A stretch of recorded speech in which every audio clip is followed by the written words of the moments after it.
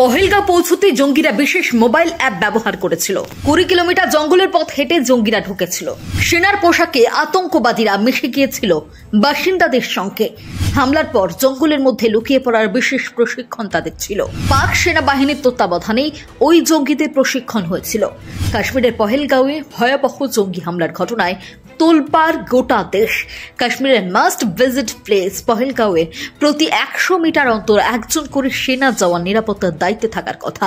তারপরেও কি করে জঙ্গিরা সেখানে ঢুকে পড়ল তা নিয়ে বিভিন্ন মহলে প্রশ্ন উঠছে।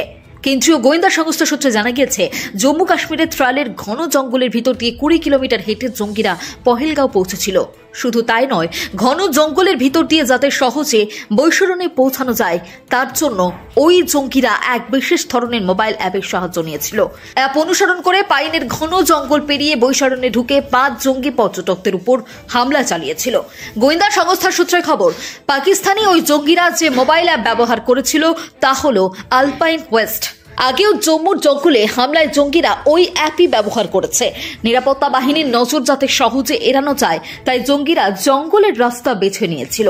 কিন্তু পহেলগাঁওয়ের ঘন জঙ্গলে যাতে রাস্তা হারিয়ে না ফেলে সে কারণে তারা মোবাইল অ্যাপের সাহায্য নিয়েছিল। আরও জানা গিয়েছে, জঙ্গিরা যাতে ভারতীয় গোয়েন্দাদের নজরে না পড়ে তার জন্য পাকিস্তানি সেনারা মদত দিয়েছিলেন। পাক সেনার মদতেই ওই বিশেষ মোবাইল অ্যাপ বানানো হয়েছে। শুধু তাই নয়, এই অ্যাপ কিভাবে কাজে লাগাতে হবে ভারতীয় গোয়েন্দারা কোনোভাবে তাদের গতিবিধি জানতে না পারেন তার জন্য বিশেষ প্রশিক্ষণও দেওয়া হয়েছিল। পাক সেনার তত্ত্বাবধানেই তাদের প্রশিক্ষণ দেওয়া হয়েছিল। সূত্রে খবর, আগামী জুলাই মাসে অমরনাথ যাত্রা শুরু হচ্ছে। পাক জঙ্গি গোষ্ঠীগুলো তার আগে কাশ্মীরে হামলা চালিয়ে পর্যটক ও পুণ্যার্থীদের মধ্যে আতঙ্ক সৃষ্টি করতে চেয়েছিল। সেই লক্ষ্যেই তারা পহেলগাঁওয়ে হামলা চালিয়েছে। পাক জঙ্গি সংগঠন লস্কর-ই-তৈবার ছায়া সংগঠন দ্য রেজিস্ট্যান্স ফ্রন্ট পহেলগাঁওয়ে পর্যটকদের উপর হামলা চালিয়েছে। সংগঠনের হিট স্কোয়াড ও ফ্যালকন স্কোয়াড এই ধরনের হামলার ক্ষেত্রে বিশেষভাবে প্রশিক্ষিত বলে জানা গিয়েছে। হামলার পর জঙ্গলের পথ ধরে দ্রুত লুকিয়ে পড়ারও তাদের বিশেষ প্রশিক্ষণ দেওয়া হয়েছিল।